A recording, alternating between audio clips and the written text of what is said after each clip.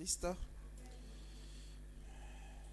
Et je nous exhorte davantage à être présents les mercredis pour discuter de beaucoup de choses, de tout ce qui concerne ce que nous vivons au quotidien, de nos expériences personnelles, de nos expériences avec Dieu et aussi de ce que nous avons comme révélation. Amen. Aujourd'hui, mercredi, comme à l'accoutumée, nous sommes ici. Et ce soir, nous allons parler de quelque chose de précieux qui nous concerne tous. Mais d'abord, de quelque chose de précieux qui nous concerne tous. Mais d'abord, nous devons retenir tous les enseignements, tout ce qui sera donné comme enseignement est toujours relié au thème du mois. Et le thème du mois, quelqu'un peut me rappeler ça? Nous irons tous au jugement. Donc ça doit rester quelque part dans notre tête que nous irons tous au jugement. Et tout ce que nous allons recevoir comme enseignement dans ce mois d'octobre sera autour de ce thème-là. Alors ce soir, j'ai l'honneur de m'entretenir avec vous sur un thème qui s'intitule « Applique-toi dans tes œuvres car elles passeront en jugement ». Amen. Applique-toi dans tes œuvres car elles passeront en jugement. Prions le Seigneur. Éternel, notre Dieu, notre roi, nous te rendons grâce. Nous te disons infiniment merci, toi qui as permis que nous soyons réunis en ce lieu. Toi qui as permis que nous soyons ici afin de partager ton instruction, partager ce qui vient de toi. Seigneur, je prie que ça ne soit pas moi qui parle, mais que ce soit toi qui parles afin d'instruire tes enfants, afin d'instruire tes fils, afin d'instruire tes filles. Éternel, je prie que quand nous allons finir, que chacun reparte transformé, que chacun reparte totalement métamorphosé et qu'il ait maintenant la force de pouvoir appliquer ce qu'il doit faire de façon prompte afin que toi, tu puisses le rendre encore à la lumière de tous et de toutes. Amen. Au nom de Jésus, nous avons prié. Alors, je disais tout à l'heure que le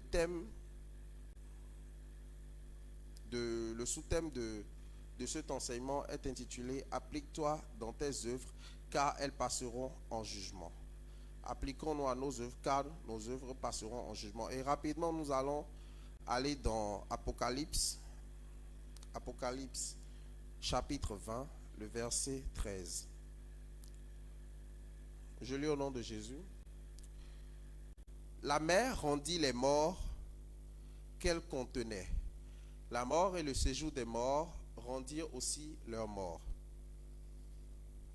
Et chacun fut jugé conformément à sa manière d'agir. Amen. Ça peut paraître assez fou et même incroyable quand je lis ce passage, parce que je me suis fait un peu l'image dans ma tête.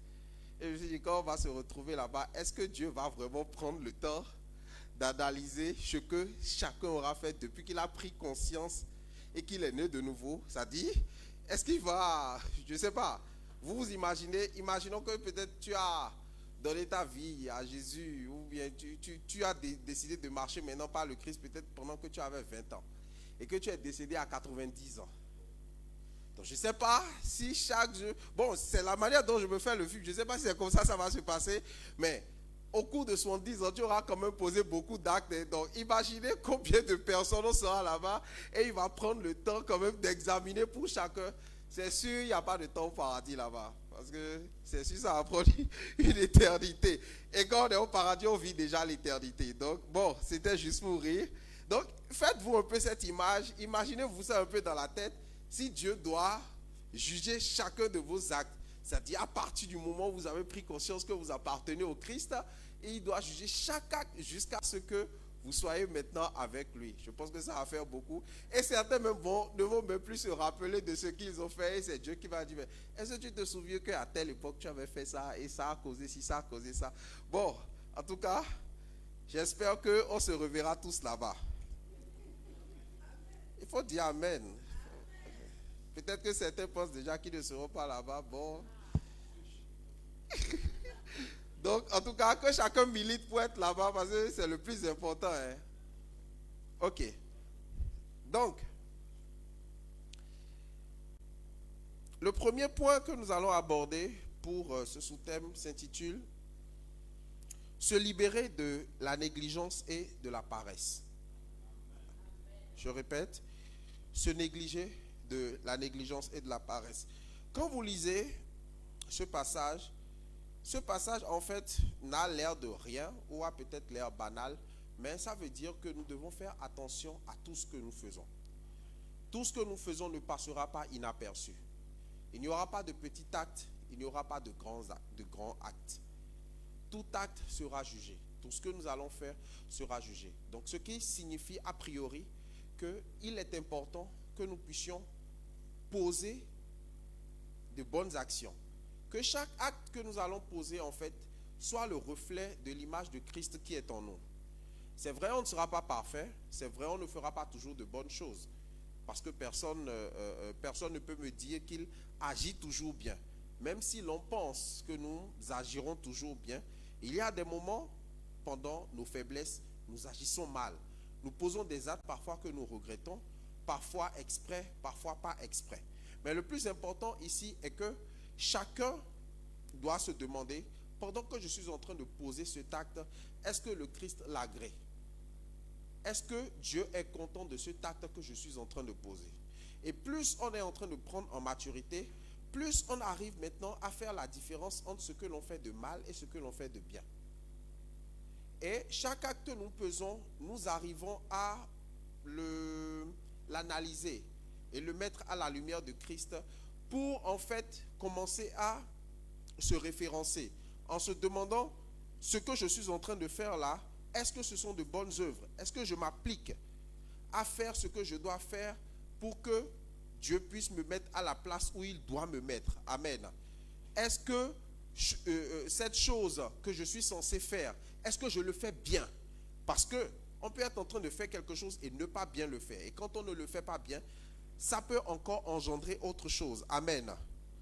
Tout ce qui est important de savoir ici, c'est que il y a beaucoup de choses que nous ferons que forcément nous n'allons pas aimer. Je veux parler un peu dans tous les cas de figure, que ce soit dans le travail, que ce soit à la maison, que ce soit pour servir quelqu'un. Il y a beaucoup de choses que nous allons faire, mais que nous n'allons pas aimer forcément. Et la majorité des personnes que nous sommes, c'est que quand nous faisons quelque chose que nous n'aimons pas, nous ne nous appliquons pas. Il y a beaucoup de choses que nous faisons avec négligence. Le premier point s'intitule se libérer de la négligence et de la paresse. Il y a beaucoup parmi nous. Le Père, pendant son live, cet après-midi, je ne sais pas ceux qui ont suivi, mais il faut vraiment aller poursuivre. Le Père a soulevé quelque chose d'important. J'ai l'impression que c'est certainement parce que nous, les Noirs, nous avons du mal à exploiter le potentiel de notre cerveau qu'on se néglige beaucoup en fait. Et qu'on est souvent dans la paresse. Parce que quand le Père dit que il y a des veillées qui se font pendant les jours de la semaine et qu'il y a beaucoup de jeunes qui y participent, cela révèle en fait que beaucoup sont des paresseux et se réfugient en fait derrière ces veillées-là. Dernièrement, je vais donner un exemple en date. Il y a le PDG de Top Clean qui se plaignait d'un de ses employés qui serait en fait un évangélique. Et parfois, au boulot, il peut abandonner le travail, il dit qu'il ira prier rapidement. Et il part et il revient 2 heures après. Donc, vous vous imaginez que travailler avec quelqu'un comme ça sera vraiment difficile au quotidien. Il est important de noter qu'il y a des choses que nous allons faire aujourd'hui qui ne vont pas forcément nous rapporter quelque chose à court terme. Amen. Et le problème avec nous, c'est que nous n'aimons pas ce type de travail. Quand vous prenez le cas de David, par exemple, je ne sais pas pourquoi il aimait faire ça. Rester derrière les moutons, être le berger. Et je pense que c'est en faisant ça que Dieu a vu en lui l'homme selon son cœur. Et vous vous imaginez, en tout cas si c'était moi, face à un lion, à un ours, c'est sûr, j'aurais pris mes jambes à beaucoup et je serais parti. Je ne vais quand même pas vous imaginer. Et en plus, la Bible décrit que David était petit. Donc, C'est sûr, il était plus petit que moi. Parce que moi, je fais quand même 1m80. Donc, David avait peut-être 1m60. Il était peut-être comme, je ne sais pas, en tout cas, Spéro peut-être. Que Spéro me pardonne. Il était peut-être comme Spéro. Donc, vous vous imaginez face à un ours de 2 mètres. Bon, je ne sais pas quel courage l'a animé, mais c'est forcément Dieu qui était là. Donc, ce n'est pas ses moutons. Ce n'est pas ses moutons, ce n'est pas ses brebis. Mais la Bible, en fait, décrit la détermination avec laquelle il pouvait courir derrière l'ours et le lion pour lui arracher la brebis. C'est-à-dire peut-être l'ours avait déjà tué la brebis, mais il pouvait se dire, bon, de toute façon, l'ours a déjà tué la brebis, l'ours peut emporter la brebis. Mais malgré ça, il avait quand même la détermination et la force d'aller jusqu'à vers cet ours ou ce lion pour lui arracher la brebis. Donc, imaginez quelqu'un comme ça qui est capable de faire ce type d'exploit. Ça veut dire que vous lui confiez n'importe quel travail, il va toujours s'assurer que le travail soit bien fait. Peu importe les challenges et les difficultés qu'il va rencontrer, il fera toujours du mieux qu'il peut, quitte à braver le danger pour que le travail soit bien fait. Des gens comme ça, il en manque cruellement dans le royaume de Dieu. Amen. Et très souvent, même dans notre vie au quotidien, nous faisons face à des challenges. Mais dès que la difficulté se remarque, nous abandonnons. Et même parfois, Dieu a envie de nous aider. Mais Dieu se dit, mais voilà quelqu'un qui n'a même pas le courage d'affronter le problème qui est devant lui. Mais comment je peux l'aider? Parce qu'il y a un adage qui dit, avant qu'on ne t'aide à mettre le seau d'eau sur la tête, il faudrait déjà que tu l'aies mis au genou. Le seau ne peut pas être sur la tête et puis tu vas dire, bon, prenez le seau qui est au sol et mettez ça sur ma tête. Amen. Donc, se libérer de la négligence et de la paresse, c'est que il y a beaucoup de choses que nous faisons, comme par exemple, je vais donner des exemples concrets, comme par exemple, rester au service de quelqu'un. Ça, nous, que ceux qui me suivent en ligne m'excusent beaucoup, mais ça, nous, en Afrique, en tout cas, pour nous qui sommes noirs, on a beaucoup de mal à faire ça. Rester dans l'ombre de quelqu'un. On veut toujours être à la lumière. On veut toujours dire, mais pourquoi lui? Pourquoi pas moi? Mais le problème, c'est que si toi, tu étais lui et que tu étais à sa place, est-ce que tu pourrais supporter le type de pression qu'il subit au quotidien?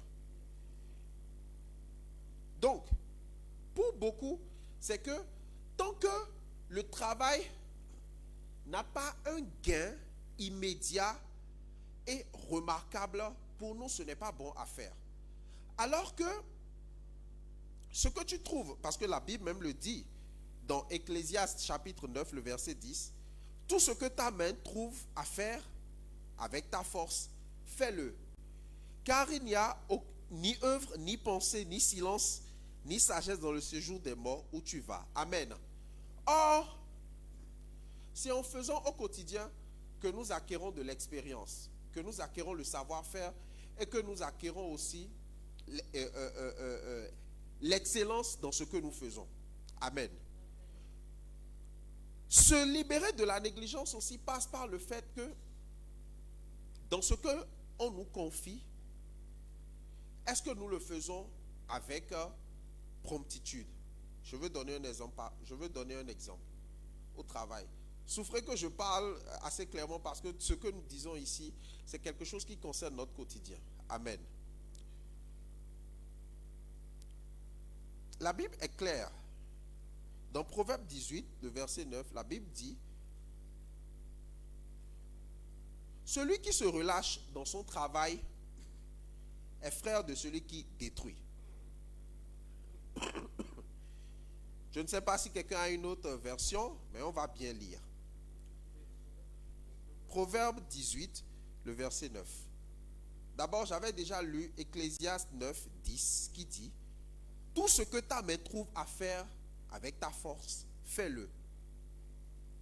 Je me souviens bien, il y a quelques années de cela, l'enseignant Amiti avait donné un enseignement, je ne sais pas si lui-même se souvient, et c'était sur, je ne me souviens pas du thème, mais ça concernait le fait que tu as envie de faire un travail mais Dieu ne t'a pas encore dit ce qu'il faut faire. Ou bien tu cherches un travail, tu cherches la volonté de Dieu par rapport à ce travail, mais Dieu n'a pas dit. Et quelqu'un lui avait posé la question, et l'enseignant Amnesty avait donné cette réponse que j'avais beaucoup aimé. Il avait dit, si Dieu ne t'a pas encore parlé à travers le travail, ou Dieu ne t'a pas encore donné la révélation à travers le travail que tu cherches, tout ce que tu trouves à faire, fais-le. Et il avait donné son exemple, il disait qu'à l'époque, il vendait les mèches. Je ne sais pas si vous vous rappelez, enseignant. Je me rappelle très bien. Ça fait déjà 4 ans que vous avez donné un enseignement comme ça. Mais moi, j'avais gardé ça. Et ça m'avait beaucoup marqué parce que il y en a dans le cas de ceux qui sont allés à l'école normalement, qui ont fait le cursus bac, licence et tout, et master. Souvent, quand on sort fraîchement de l'université comme ça, on se dit directement, c'est forcément ce que j'ai étudié, c'est forcément le domaine dans lequel j'ai étudié que je dois travailler. Et parfois, on cherche pendant longtemps l'opportunité de travailler. Mais, curieusement, vous allez comprendre que c'est rare qu'on trouve directement une opportunité dans le domaine que nous avons choisi. C'est vraiment rare. En tout cas, ceux qui l'ont eu, je ne sais pas quelle grâce particulière ils avaient, mais très souvent, dans la majorité des cas, c'est vraiment rare de trouver directement le domaine dans lequel tu as travaillé. Il y aura beaucoup d'autres domaines subordonnés dans lesquels il te faudra passer afin d'acquérir l'expérience dont tu as besoin pour que quand la porte puisse s'ouvrir, que tu sois vraiment performant face aux réalités que tu vas rencontrer. Parce que l'un des problèmes aussi avec nous, c'est que quoi?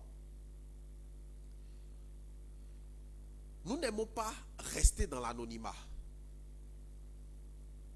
Nous n'aimons pas rester dans l'anonymat. Vous savez, si toutes les choses que nous faisons doivent être exposées, on sera vite détruit. Si tout ce que nous faisons doit être exposé, parce que lorsque David était appelé à la royauté, il n'était pas roi directement. Il n'y a pas eu un décret comme on fait le conseil des ministres aujourd'hui, mercredi, où on l'a nommé roi et le lendemain, il y a eu passation de service et il est devenu roi. Ça ne se passe pas comme ça. Donc, Dieu l'a fait passer par plusieurs épreuves d'abord, avant maintenant qu'il n'accède à la royauté. Ça veut dire que même quand il tuait l'ours et le lion, c'était dans l'anonymat, personne ne voyait. Et donc, quand il le disait, qui pouvait croire qu'il pouvait réussir un tel exploit? Parce que si moi je viens, je dis que j'ai tué un anaconda, je ne sais pas si vous allez me croire. Est-ce que vous me comprenez? Je ne sais pas qui a suivi le film Anaconda. Bon, ça c'est la fiction. Les anacondas existent en réalité. Mais ce n'est pas comme ce qu'on voit à la télé là. C'est des grands boas, des boas géants qui peuvent faire plus de 2 mètres de long. Donc je viens et je dis que j'ai tué un anaconda. Est-ce que tu peux croire à ça? Amen. Donc, c'est quelque chose qu'il faisait dans le secret. Personne ne pouvait avoir accès à cela. Et le moment où Dieu a voulu le révéler est venu et il a réussi à terrasser Goliath. Peut-être que dans sa tête, il te faisait un schéma qu'il allait combattre et tout, et tout, et tout. Mais Dieu l'a fait réussir quelque chose où beaucoup n'ont pas pu le faire à sa place. Ce qui signifie que nous devons accepter, d'accord, de rester dans l'anonymat. Vous devez accepter rester derrière cet homme-là qui vous forme. Vous devez accepter rester dans l'ombre de cette personne qui vous montre les ficelles du métier. Vous devez accepter que votre nom ne soit pas encore connu. Le père a partagé une pensée récemment. Il disait que si personne, je vais paraphraser parce que je me rappelle, il dit que si personne ne croit encore en toi, c'est que tu n'as encore rien fait. Oui. Acceptez que vous n'avez encore rien fait.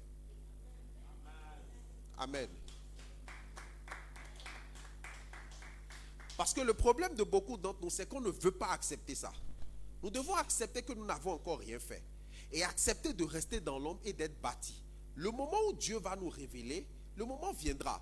Parce que j'imagine, je prends toujours l'exemple de David parce que c'est un exemple précis qui en fait illustre, je ne sais pas, il n'y a pas d'ours au Bénin, ça n'existe pas, vous n'en verrez pas. Par contre, nous avons des lions, mais c'est des lions chétifs, c'est pas les vrais. C'est pas les vrais lions qu'on rencontre dans les autres pays là. C'est des lions chétifs. C'est pour ça nos gars qui travaillent dans les parcs zoologiques ou bien la Pandjari, bon, ils arrivent à mettre. Sinon les vrais lions là, franchement, il te faut une bonne formation pour pouvoir Il est maîtrise. Amen. Donc, ici, par exemple, il n'y a pas d'ours. Bon, je ne sais pas, vous pouvez aller sur Internet pour taper la taille d'un ours, son poids et tout. Vous serez vraiment fasciné par ça. Cela va vous montrer encore l'ampleur de l'exploit de David. Amen. Nous, parfois, même devant un petit chien, on fuit. Donc, vous imaginez le lion, l'ours.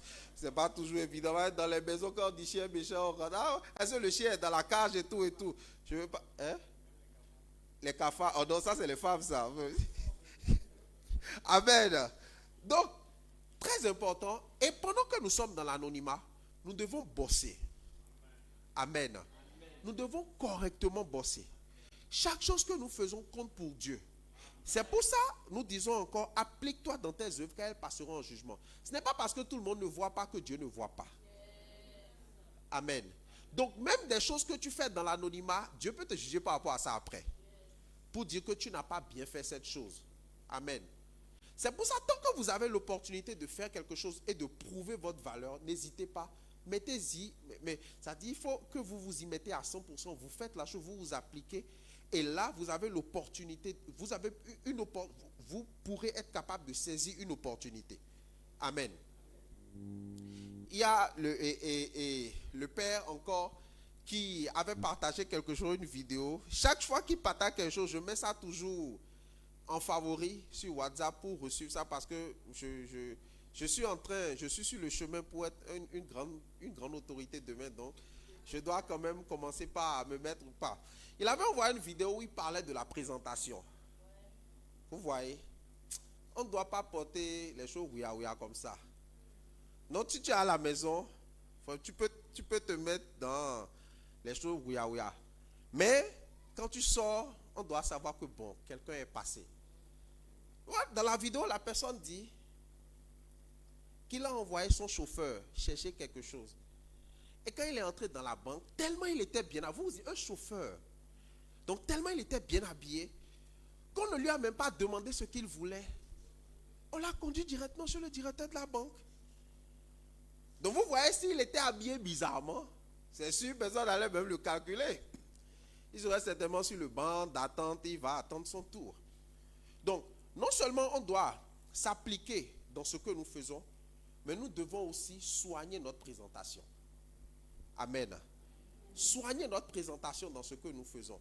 La présentation sur nous-mêmes est aussi la présentation de l'œuvre que nous appliquons. Amen. Vous savez ce qui marque, ce qui fait la différence entre une bonne femme et une femme lambda, c'est que lorsque tu as épousé la bonne femme, quand elle te fait la cuisine, elle te fait la présentation du plat. Et quand elle te fait la présentation du plat, même quand tu n'as pas faim, tu as faim. Et tu manges. Est-ce que vous comprenez? Tu manges. Pourquoi? Parce que la présentation t'a séduit. Ma femme avait fait récemment une œuvre d'art culinaire que j'ai postée sur les réseaux sociaux et que certainement vous avez eu l'opportunité de découvrir. Amen. Donc, non, vous allez témoigner, ne vous inquiétez pas. Donc, vous vous imaginez, le jour-là, je n'avais pas très faim. Mais là, dit mon chéri, je vais te faire un petit atcheké avec du poisson. Je dis, bien, vas-y, il n'y a pas de souci. Donc, ça a été bien fait. Vous voyez, et quand c'est bien présenté, ça suscite encore la faim. Tu vois, et même quand ton estomac était plein, subitement, l'estomac se vide. Tu ne sais pas par quelle alchimie ou par quelle réaction, mais ça se vide. Bon, imaginez qu'elle m'avait servi comme les babas qui vendent huile d'en bas, poisson 25 francs là. 315 là. Bon, imaginez qu'elle m'avait servi comme ça. C'est sûr, je suis même rassasié avant la présentation du plat. Donc, toute cette chose que je dis, c'est que il faut préparer la présentation. La manière dont vous-même vous vous présentez. Quand je prends le cas de David, la Bible décrit que David, on lui avait mis beaucoup de choses. Donc, en fait, le beaucoup de choses ici représente quoi? Tout le superflu qu'on met sur nous. Mais David a voulu rester simple. Donc, une présentation simple, soignez de vous. Ne soyez pas complexés par rapport à ce que vous voyez ailleurs. Soyez sobre. Parce que lorsque vous vous présentez très bien, l'on vous reçoit très bien. Oui. Quand vous vous présentez très bien, l'on vous reçoit très bien. Quand vous présentez bien votre travail parle à votre place. Amen. Dans toutes choses que nous faisons ici, je vais encore prendre un exemple parmi nous. Vous voyez, ici, tout ce que nous faisons dans le cadre de la diffusion des contenus sur les réseaux sociaux, de tout ce que nous faisons au quotidien, de l'écriture des textes et tout ça, nous n'avons pas engagé de professionnels ici. Il n'y a pas quelqu'un, en tout cas certainement pas la grâce de Dieu, dans les années à venir on en aura. Mais pour l'instant, on n'a pas encore, je ne sais pas, de personnes attitrées qui sachent faire quelque chose où on dit, lui c'est son travail. Mais ici, nous avons l'opportunité de nous appliquer au fur et à mesure. Au début, ce que nous faisons n'était pas d'une aussi grande qualité, mais au fur et à mesure que nous évoluons, la qualité change. Et vous-même, vous pouvez témoigner. Avant, quand on lançait le live, c'était « Ah, le son n'est pas bon et tout ». Mais est-ce que depuis un bon moment, on a encore parlé de son? Non, on n'en a plus parlé. Pourquoi? Parce que nous soignons notre présentation. Chaque fois que nous sommes en train de franchir un autre palier, il y a une nouvelle manière dont nous présentons. Et le Père, vraiment, il travaille. Il y a encore l'émission du jeudi qui va venir et vous serez servis dans les conditions idéales de température et de pression. Amen. Est-ce que vous pouvez acclamer le Seigneur pour ça?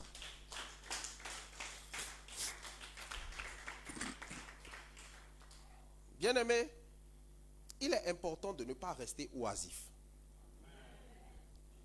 Il est important de ne pas rester oisif. Pourquoi je le dis? Partout. Si vous cherchez quelque chose et que vous n'avez pas trouvé la chose, si autre chose se présente à vous, faites-le. Moi, je me rappelle, je vais donner un peu mon exemple. Je n'avais pas, moi j'ai une formation de base, je suis administrateur réseau en informatique et tout, mais j'ai eu l'opportunité de travailler à la banque. Et je n'ai pas fait l'informatique à la banque. Je suis resté dans le service des chargés de compte, c'est-à-dire c'est les gens à la banque qui vous reçoivent quand vous voulez monter un dossier de prêt ou que vous voulez toutes les conditions réunies pour pouvoir avoir un prêt, ceux qui peuvent contrôler votre compte pour vous donner les conditions et tout et tout. J'avais travaillé avec eux et j'avais beaucoup appris dans le monde des finances. Je pourrais me dire, bon non, c'est pas mon domaine, j'ai jamais fait banque et finance et tout, je veux pas et tout. Mais non, j'ai pas dit ça. Je me suis dit, c'était une opportunité pour moi de découvrir le monde de la finance, de découvrir la banque, de découvrir comment ça se passe. Aujourd'hui, c'est vrai, je n'ai peut-être pas étudié les banques et les finances, mais avec ma petite expérience que j'ai fait là-bas, je sais au moins quand vous voulez obtenir un prêt, les conditions qu'il faut, aujourd'hui je les connais. Je sais comment comment la banque fait pour être remboursée. Quels sont les taux auxquels la banque peut vous rembourser? Comment la banque fait des profits? Tout ça aujourd'hui, je sais. Amen. Et ces choses, je ne les ai pas apprises parce que je suis resté strictement dans mon domaine, mais parce que j'ai décidé de faire le pas et d'apprendre de nouvelles connaissances. Toujours dans mon parcours, j'ai eu aussi l'opportunité de travailler dans les microfinances, dans une microfinance. Et pourtant, je ne gagnais pas grand-chose. J'avais gagné une somme et puis bon, je ne vais pas dire la somme ici, mais c'est une somme qu'on va calculer aussi au prorata. Ça m'avait marqué, mais bon, j'ai accepté ça comme ça. C'est vrai qu'on ne travaille pas gratuitement. Mais vous devez accepter qu'il y a des choses que vous allez faire où vous n'allez pas gagner de façon immédiate.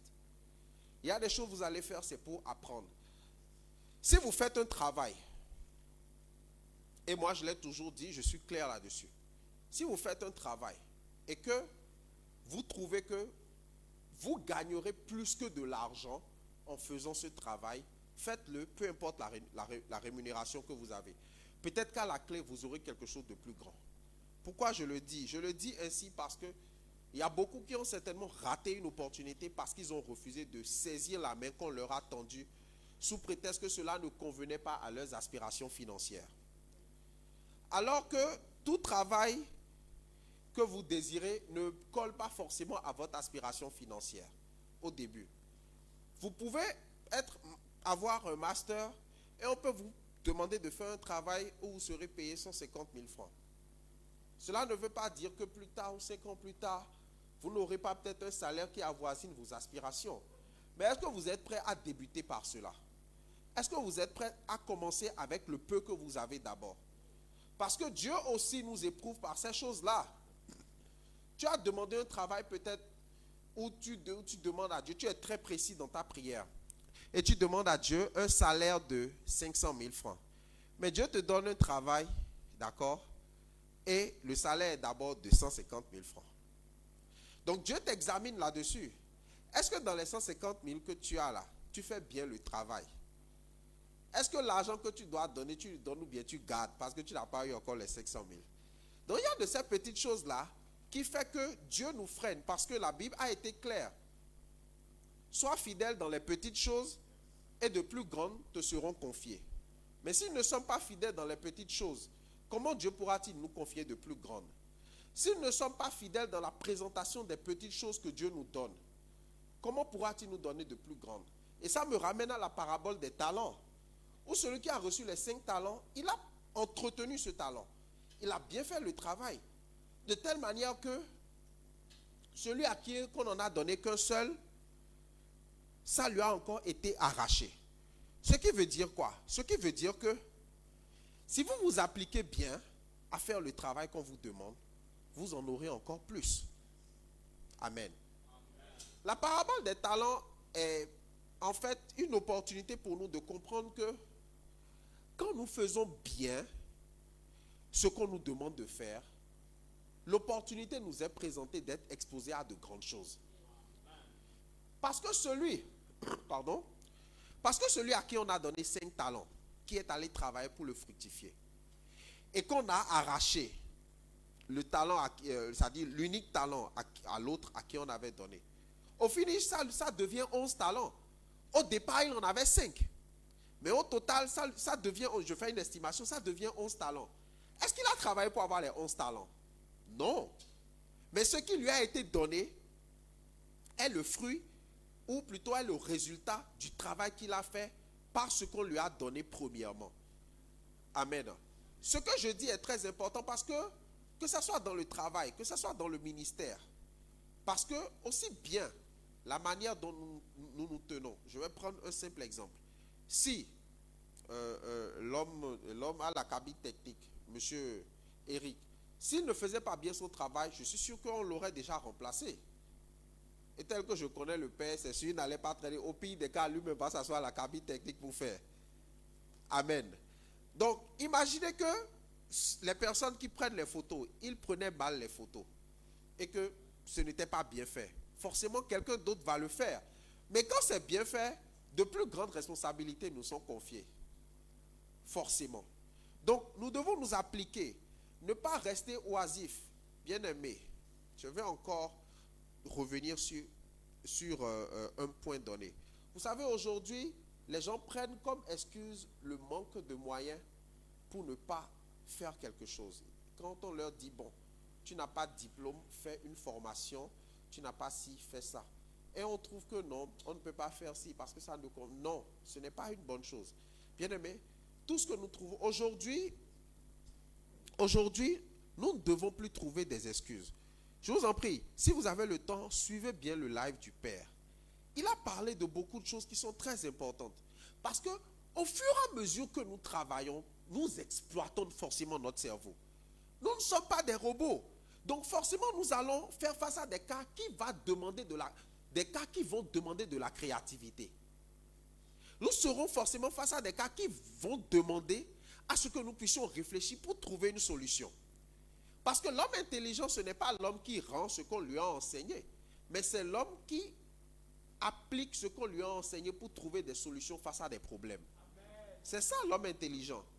C'est pour ça, en fait, le système des classes ici, dans le système français, en fait, rend un peu les enfants bêtes. Que ceux qui me suivent me pardonnent si je dis ça, mais on les rend aptes à bûcher des leçons et à rendre intégralement ce qu'on leur demande de bûcher, sans exploiter le potentiel de leur cerveau.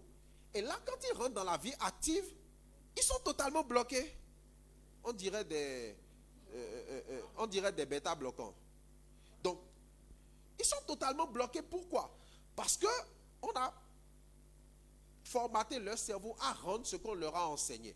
Et donc, quand ils ne se retrouvent plus face à ce qu'on leur a enseigné, ils se perdent. C'est pour ça que vous allez souvent remarquer que très tôt, ceux qui ont abandonné l'école sont beaucoup plus intelligents et réussissent beaucoup plus facilement que parce que eux, très tôt, ils ont été jetés face au fait accompli et ils ont développé leur intelligence. Ils ont fait face à des situations et ils ont réfléchi pour trouver des solutions à ces problèmes. C'est là que tu vas comprendre que des gens qui ne sont pas allés, et c'est très souvent le cas des gens qui ne sont pas souvent allés à l'école, qui ont réussi à bâtir des business et des empires financiers incroyables. Pourquoi? Parce que très tôt, ils ont fait face à des choses auxquelles les autres qui étaient à l'école, à qui on enseignait, c'est bon de comprendre que 1 plus 1 égale à 2. Et moi, je suis pour l'école. Je ne suis pas de ceux-là qui sont contre l'école. Moi, je suis pour l'école et les diplômes. Mais c'est la façon de faire qui, moi, m'indigne. Parce qu'on ne peut pas mesurer l'intelligence d'une personne face à celle d'autre dans le devoir. Parce que si la personne a triché, vous allez lui donner 20. Mais est-ce que cette personne méritait vraiment? Amen. Donc, ce système, en fait que les enfants réfléchissent beaucoup moins et les privent de l'exploitation de leur potentiel. J'ai lu un documentaire, un article qui disait qu'en vérité, que nous n'exploitons que 10% de la capacité de notre cerveau. Et que si on allait un peu plus, peut-être à 15 à 20, on pourrait visualiser de quoi nous sommes réellement capables. Amen. Donc, j'imagine certainement que David qui affronte le lion ou l'ours, il ne l'a pas affronté dans un combat corps à corps, sinon il allait perdre. Mais c'est sûr qu'il leur a tendu des pièges, il a réfléchi à des stratégies pour tendre un piège au lion. Parce que le lion est beaucoup plus fort physiquement que lui. Il fait à peine 1,60 m. Et l'ours est beaucoup plus grand. La Bible ne décrit certainement pas la manière dont le combat se déroule. Mais moi, dans ma façon de réfléchir, je suis sûr qu'il n'est pas allé au corps à corps avec ces animaux. Il leur a certainement tendu des pièges. Et lorsque ces animaux sont rentrés dans le piège, il courait peut-être pour leur arracher la brebis de leurs mains. Moi, c'est ma réflexion. Donc, j'imagine que face à des solutions, face à des problèmes, nous devons créer des solutions. Et c'est ce que nous, les chrétiens, nous devons apprécier. C'est pour ça que quand nous sommes dans les problèmes, nous devons aimer les problèmes. Parce que chaque fois que les problèmes viennent, c'est une opportunité pour nous de réfléchir afin de créer une solution, afin de sortir une solution. Amen. Dans les années 2000, il n'y avait pas encore d'application. Aujourd'hui, il y a beaucoup d'applications. Pourquoi? Parce qu'il y a des développeurs. Et les gens réfléchissent chaque fois pour sortir des solutions qui vont nous faciliter la tâche. Je me souviens encore, il y a 5 ans, pour pouvoir avoir un casier judiciaire, il fallait faire la queue au tribunal. Mais aujourd'hui, en ligne, tu le fais et en moins de 3 jours, tu reçois ton casier judiciaire dans un format PDF. Pourquoi? Parce que quelqu'un a réfléchi, a établi un système qui va nous faciliter la tâche. Aujourd'hui, tu n'es plus obligé d'aller à l'immigration pour faire ton passeport. Tu lances le passeport en ligne, on te fixe un rendez-vous, tu vas au rendez-vous, on te prend les coordonnées et on te donne ton passeport. Pourquoi? Parce qu'il y a le potentiel qui a été exploité pour mettre en place une plateforme ou une application qui peut nous permettre en 2-3 clics de pouvoir faire ces choses qu'avant, nous avions du mal à les faire. Avant, pour payer la facture, c'était tout un marathon. Il fallait se lever à 7 heures pour se rendre au guichet. Aujourd'hui, en 2-3 clics, tu payes ta facture d'eau, tu payes ta facture d'électricité, ou soit tu payes ton courant par Internet, par mobile money et tout. Donc aujourd'hui, toutes ces choses, si nous voyons toutes ces choses, cela doit nous amener forcément à réfléchir face aux situations auxquelles nous faisons face. Donc celui qui dit aujourd'hui que je ne sais rien faire, ou bien je ne fais pas ce que j'ai étudié, celui-là même là, on doit le mettre quelque part. Avant de lui parler, on doit le fesser d'abord parce que il y a tout aujourd'hui. Aujourd'hui, je vais même encore vous donner un secret. Aujourd'hui, il y a Google. Je ne sais pas si vous exploitez toute la panoplie des applications que Google nous offre. il y a des formations dans Google. Des formations qui sont gratuites et qui sont certifiées. Donc vous allez dans Google, il suffit que vous avez un compte Gmail, vous allez dans Google, et il y a des applications dans Google qui peuvent vous permettre de pouvoir être formé gratuitement sur plusieurs sujets. Donc vous n'avez même plus besoin de payer pour avoir ces choses. Et quand vous avez ces choses, cela devient un plus pour vous. Et vous êtes apte à fonctionner dans un monde où tout change. Parce que je vous préviens, dans quelques années, si vous n'êtes pas apte à pouvoir faire autre chose, vous serez totalement dépassé. Parce qu'on ne va plus rechercher des gens qui sont capables de faire une seule chose, mais on va rechercher des gens qui sont capables de faire plusieurs choses à la fois. Amen. Est-ce que tu peux acclamer le Seigneur? Nous allons passer au deuxième point qui s'intitule, parce qu'il se fait bientôt, il se fait tard. Nous allons passer au deuxième point qui s'intitule examiner ses œuvres. Examiner ses œuvres. Philippiens 1, le verset 15. Quelques-uns, il est vrai, prêchent Christ par envie et par esprit de dispute. Mais d'autres le prêchent avec des dispositions bienveillantes. Amen. Nous devons examiner nos œuvres dans ce que nous faisons parce que la Bible dit que Dieu regarde au cœur, mais l'homme regarde à l'apparence. Et si on s'examine proprement, on verra que il y a beaucoup de choses que nous faisons, soit par envie, soit par jalousie, soit par vaine gloire, ou certainement soit par mauvaise intention. Amen.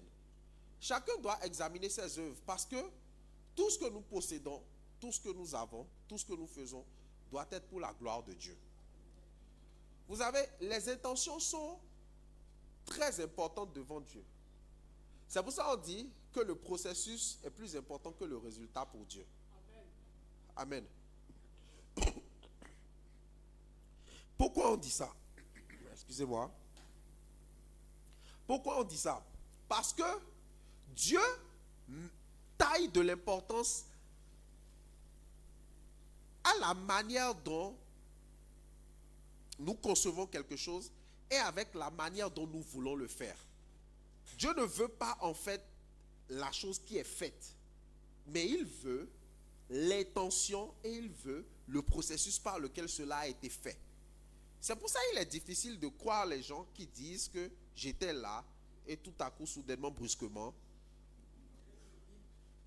il y a eu le bim. Pourquoi? Parce que oui, il y a une partie qui a été ôtée. Et on enlève et on veut miroiter quelque chose qui n'est pas vrai. Nous devons examiner nos œuvres, bien-aimés, parce que tout ce que nous allons faire par vaine gloire, ou par envie, ou par, comment on dit, ou parce qu'on veut se faire apprécier des autres, forcément, sera jugé, tout simplement. Lorsque, je vais prendre encore des exemples très pratiques pour expliquer ce que je suis en train de dire. Si vous êtes, par exemple, sur votre lieu de travail, et je vais prendre cas par cas, et que vous avez un travail, ne faites pas le travail, en fait, dans le but de se dire, je veux faire plus que les autres pour montrer que les autres ne savent rien faire. Parce que si vous avez cette intention, certainement, vous agirez mal à un moment donné parce que vous voulez toujours montrer que c'est vous qui savez faire, mais les autres ne savent rien faire. Amen. À un moment donné, vous devez simplement faire votre travail parce que vous voulez faire bien votre travail. Mais pas dans le but de concurrencer. Amen. Parce que les femmes m'excusent beaucoup, mais on retrouve ce comportement un peu triste plus chez les femmes. Pourquoi? Parce qu'on se dit, et dans l'église, c'est vraiment, ça dit, c'est vraiment commun. Où certaines femmes se disent, ah, telle femme, elle s'est habillée de telle manière, donc il faut que moi-même, le dimanche prochain, je m'habille d'une manière qu'on sache que, bon, moi-même là, je suis là. Amen. Et vous savez très bien que ce que je dis est vrai. Amen. Donc, ou parce que je vois, Peut-être qu'il y a un frère dans l'assemblée sur lequel deux sœurs, elles ont fait le flash sur lui en même temps. On vient voir chaque dimanche la concurrence, le style vestimentaire, toujours pour impressionner le frère. Ah, peut-être même le frère ne les calcule même pas un d'eux. Amen. Donc vous voyez, toutes ces choses que nous faisons et qui sont sans conviction, c'est le fruit du péché. C'est ce que la Bible dit. Donc il y a beaucoup de choses que nous le faisons, mais on ne sait pas, mais on est en train de pécher simplement. Donc nous devons examiner nos œuvres, regarder si ce que nous faisons, est-ce que nous le faisons pour la gloire de Dieu ou bien nous le faisons par nous-mêmes. Dès que vous constatez dans votre cœur que ce que vous voulez poser comme acte veut simplement vous glorifier, évitez de le faire.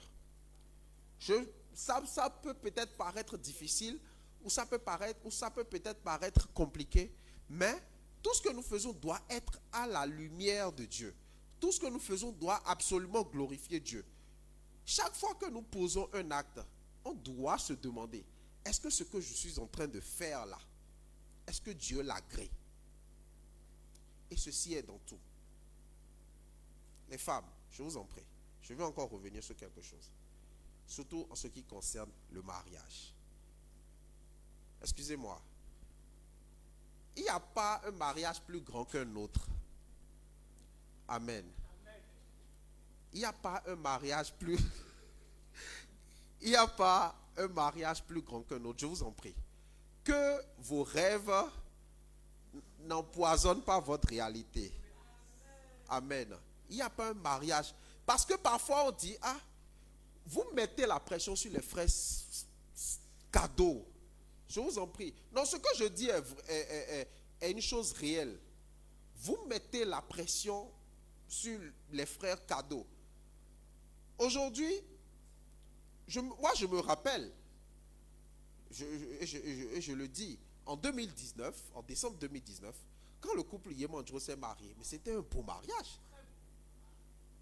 Comme moi aussi je me suis marié, c'était un beau mariage. Amen. Quelle est la différence entre les deux mariages? Est-ce que Dieu s'est glorifié, oui ou non? Dieu s'est glorifié.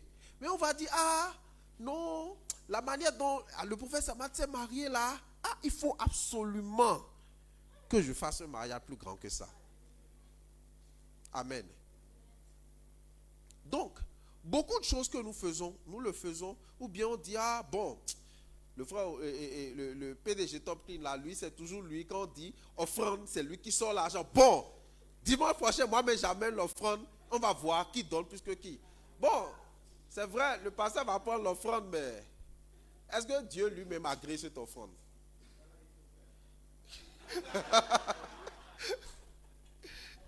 C'est une façon de parler, vous voyez? Est-ce que, parce que l'autre donne plus que toi, tu te dis, mais lui là, il est qui? C'est toujours lui. Quand on dit, c'est toujours lui, c'est toujours lui. Non. Chaque fois que nous voulons faire des choses, nous voulons faire les choses selon la conviction que nous avons et que nous sommes en train de poser des actes que Dieu agrée. Nous ne devons pas faire des choses par envie. Parce que telle personne l'a fait, moi aussi je vais le faire. On peut s'inspirer. Et le Père le dit toujours. Il n'y a rien de nouveau qu'on puisse faire. Les choses ont été déjà faites. Tu t'inspires, tu modifies à ta guise, tout simplement. On peut s'inspirer de ce que quelqu'un a déjà fait. Mais on ne peut pas rester dans l'esprit de l'envie et dire, je veux faire plus que lui, je veux faire plus que lui, je veux faire plus que lui. À un moment donné, on va s'épuiser. Et on ne pourra plus faire les choses telles que Dieu le veut, mais on va faire les choses parce qu'on se sent en concurrence avec une personne. Et dans l'église, c'est vraiment répandu. Parmi les sœurs, je reviens sur, que les sœurs m'excusent, mais je reviens surtout dessus parce qu'on constate, je vais encore dire peut-être quelque chose qui va peut-être un peu mettre mal à l'aise les sœurs, mais c'est difficile pour les femmes de trouver un consensus sur un sujet. C'est vraiment difficile pour les femmes. Mais nous les hommes, en 2 temps, 3 mouvements, on a déjà terminé ça. C'est vraiment difficile pour les hommes, pour les femmes de trouver un consensus sur un sujet. Parce que chacune d'elles veut tirer en fait le sujet à son niveau pour qu'on sache que c'est elle qui gère, c'est elle qui sait, c'est elle qui est capable de, c'est elle qui est capable de, c'est elle qui est capable de. Chez nous les hommes, on n'a pas de problème. On sait qui est capable de faire quoi, qui est capable de faire telle ou telle chose et on laisse chacun gérer. Amen. Donc même dans la cuisine, si vous vous retrouvez à deux, que chacun connaisse ses limites. Amen. Donc si toi tu sais faire riz et que l'autre sait faire spaghetti, demande-lui simplement, apprends-moi à faire tes spaghettis, mais au lieu de vouloir saboter son plat. C'est une façon de dire, il ne faut pas en fait saboter le travail de l'autre parce que tu trouves que l'autre est meilleur que toi. Demande-lui simplement de t'apprendre. C'est le problème avec nous. Et là, de ce côté, je ne parle pas seulement aux femmes, je parle aussi aux hommes. On ne peut pas toujours être dans l'esprit de se dire que telle personne fait mieux que moi, je vais saboter son travail. On doit se dire, mais comment est-ce qu'elle fait ça? Comment est-ce que cette personne arrive à faire cette chose? Je vais apprendre d'elle. Donc, il faut examiner. Et même cette œuvre que nous faisons en demandant comment, et ça dit, même cette chose que nous faisons, quand nous parlons mal de quelqu'un, quand nous donnons, il y a souvent un petit péché là. Bon, il n'y a pas de petit péché, mais il y a souvent un péché là parmi les 10 commandements que Dieu nous a donnés là. Il y a un truc là souvent qu'on fait de façon habile là et qu'on ignore. Porter un faux jugement sur les personnes là, on fait ça quasiment tous les jours. Amen. Ça dit, il suffit qu'on voit la personne, on ne sait pas qui la personne est, on ne sait pas ce qu'elle fait, mais tout de suite, on porte un jugement. Et au finish, parfois, quand tu finis par sympathiser avec la personne, tu as même presque du remords et tu regrettes d'avoir pensé telle ou telle chose sur la personne parce qu'en vérité, la personne présente des traits totalement différents de ce que tu pensais. Bien-aimé, il faut que nous examinons nos œuvres. Est-ce que tu peux acclamer le Seigneur pour cela?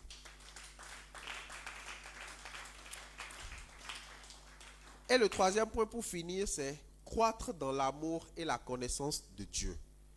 Amen.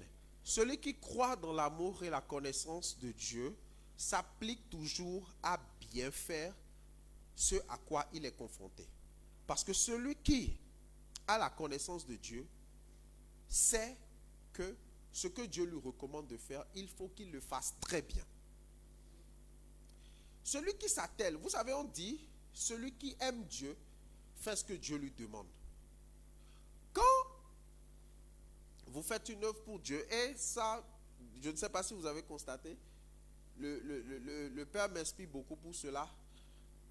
Quand il dit qu'il veut faire quelque chose, il s'arrange toujours à ce que la chose soit, ça dit,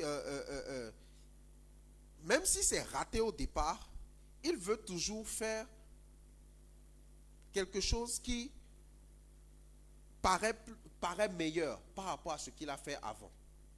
Donc, je prends le cas de nos émissions que nous faisons ici. Donc, chaque fois qu'il y a quelque chose, on veut toujours que cette chose soit meilleure parce que nous sommes en train de croître. Par exemple, quelqu'un qui faisait un travail avec négligence, à partir du moment où il croit dans la connaissance de Christ, ça va presque être quelque chose d'anormal pour lui s'il continue de faire la chose avec négligence. Parce qu'il se dit, je dois vraiment prendre soin de ce que je suis en train de faire au quotidien. Bien-aimé, croître dans l'amour et de la connaissance de Dieu veut dire simplement que prendre soin nous-mêmes de notre vie. Amen.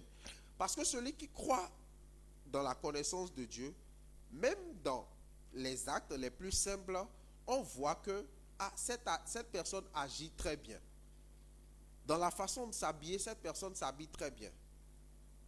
Je veux aussi parler aux femmes qui portent des choses pour ne pas, et certainement pour ne pas se faire, ça dit se faire remarquer d'une façon désobligeante. Donc, même les hommes aussi, de la manière dont nous nous présentons. Celui qui croit, à un moment donné, commence par corriger même sa façon de parler.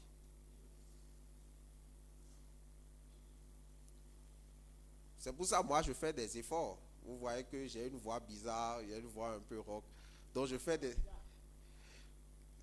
des efforts quand même pour corriger ça.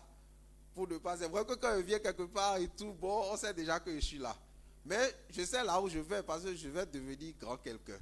Donc, vous voyez, je ne peux pas devenir grand quelqu'un et parler ouya ouya comme ça. Vous voyez, non? Je ne peux pas parler rien rien comme ça. Donc, il faut soigner même la façon de parler. Donc, dans toutes ces choses, dès que nous commençons à croître dans l'amour et dans la connaissance de Dieu, ce qui pouvait nous énerver ne doit plus nous énerver. Ce qui pouvait, les petits trucs, on dit, ah, bon, je ne veux plus te parler, des petits trucs et que nous sommes en train de faire, qui j'aime dans notre cœur là. Bon, de toute façon, la soeur là ne me salue pas, moi-même je ne veux pas la saluer. Daddy ne me salue pas, moi-même je ne veux pas le saluer. Ou bien, lui là même, il ne me voit pas, pourquoi il ne vient pas me saluer en premier? Pour vous voyez, ces petites choses là, c'est ça qui témoigne encore de notre manque de maturité. Si vous avez un problème avec quelqu'un, le mieux simplement c'est d'appeler cette personne et de vous expliquer avec cette personne tout simplement. Parce que c'est aussi une œuvre. Le fait de ne pas être simple avec tout le monde et d'avoir des comportements qui en fait sont différents d'une personne en fonction d'une autre sont aussi des œuvres que Dieu n'agrée pas. Nous devons être pareils avec tout le monde et faire en sorte que le comportement ou la façon d'aborder que nous avons avec X, nous avons le même comportement avec Y. Amen. Aujourd'hui, ça va peut-être paraître bizarre de la façon dont ça va peut-être vous paraître bizarre de la manière dont nous sommes en train de parler aujourd'hui, mais ce sont des choses au quotidien que nous rencontrons, que nous négligeons. Notre façon de parler, notre façon de recevoir. Vous savez même qu'un homme peut épouser une femme juste avec sa façon d'accueillir, juste parce qu'il est séduit par ça. Amen. Donc, chaque chose que nous faisons, dès que nous sommes en train de croître, nous devons aussi croître dans les actes que nous faisons pour avoir de meilleures œuvres, pour s'appliquer dans ce que nous faisons au quotidien. Nous ne pouvons plus négliger les choses. Avant, tu pouvais négliger. Avant, par exemple, je pouvais faire 4 mois, 6 mois avant de changer ma brosse. Ben, quand tu commences à croire, tu te dis, bon, au moins il faut changer la brosse chaque mois. Amen. Donc ça, ce sont des petits, ça c'est commun pour tout le monde. Hein. C'est quand la dernière fois vous avez changé votre brosse. Il faut dire. vous voyez. Donc, il faut même croire dans ces choses-là. Vous comprenez? Donc, toutes ces choses, oui. Non, excusez-moi. Vous voyez, moi je dis pour moi, mais il faut aussi dire pour vous.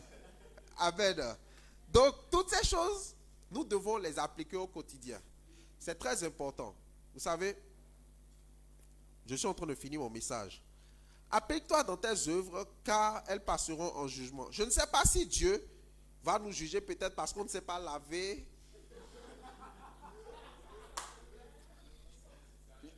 Bon, j'ai dit je ne sais pas. Je ne sais pas. Je ne sais pas si Dieu sera jugé peut-être parce qu'on ne s'est pas bien lavé ou parce que... En tout cas, une chose est sûre, je le dis avec beaucoup beaucoup d'humour aujourd'hui, mais ce sont ces petites choses-là qui font que il y a beaucoup de choses qui nous échappent. Un habit mal repassé, des chaussures pas bien cirées, un visage pas bien clair ou bien un visage sobre, comme Daddy le dit souvent, des cheveux mal peignés. Vous savez, des petits trucs là qui font que nous pouvons rater une opportunité. Il est très important que nous puissions nous appliquer. On dit souvent que celui qui soigne son apparence soigne forcément le travail qu'il fait. Celui qui soigne son apparence dans la manière dont il parle, dans la manière dont il se présente, quand il fait un travail, on sent forcément la différence. Amen. Donc au quotidien, nous devons faire l'effort. J'ai pris le temps de bien expliquer ce dont nous avons parlé ce soir, c'est quelque chose de théorique. Parce que quand Dieu dit que nos actes seront jugés là, nous ne savons pas ce qui sera jugé. Je ne sais pas si vous comprenez. Est-ce que c'est ce que nous, je ne sais pas, est-ce que c'est nos actes dans le ministère? Est-ce que c'est nos actes au quotidien? Est-ce que c'est au travail? Nous ne savons pas, en fait, ce que Dieu va juger. Peut-être que pendant, je ne sais pas, je dis n'importe quoi. Peut-être que nous avons mal parlé à quelqu'un. Et cette attitude que nous avons eue a conduit peut-être la personne hors du plan de Dieu. Je ne sais pas, je dis les choses comme ça. Cela peut arriver, vous voyez. Ou peut-être parce qu'on n'a pas bien accueilli quelqu'un ou quelqu'un ne s'est pas senti bien en notre présence. Cette personne simplement est partie ou nous avons perdu cette personne. Donc nous devons nous appliquer à bien faire le travail que nous faisons au quotidien. Parce que si nous ne le faisons pas bien, aussi bien dans la parabole des talents, ce qui nous a été donné nous sera retiré. Tout simplement. Si nous ne faisons pas bien le travail qui nous a été confié, que ce soit dans le domaine professionnel, que ce soit dans le ministère, que ce soit socialement, partout où nous avons l'opportunité de faire quelque chose pour prouver notre valeur, si nous ne le faisons pas bien, ce qui nous a été donné même nous sera arraché et sera donné à quelqu'un qui fait le travail plus convenablement. Est-ce que vous pouvez acclamer le Seigneur? Mon message vient à son terme. Je ne sais pas si quelqu'un a des questions. Nous avons parlé de 3 points. Le premier point, c'est se libérer de la négligence et de la paresse. Deuxième point, examiner ses œuvres. Quelles sont les intentions avec lesquelles nous posons nos actes? Est-ce que c'est par vaine gloire? Est-ce que c'est par jalousie? Est-ce que c'est par envie? Est-ce que c'est pas pour paraître? Ça, c'est le deuxième point. Et le troisième point, nous avons parlé de croître dans l'amour et dans la connaissance de Dieu. Amen. Est-ce que quelqu'un a des questions? Oui. Oui, une seule.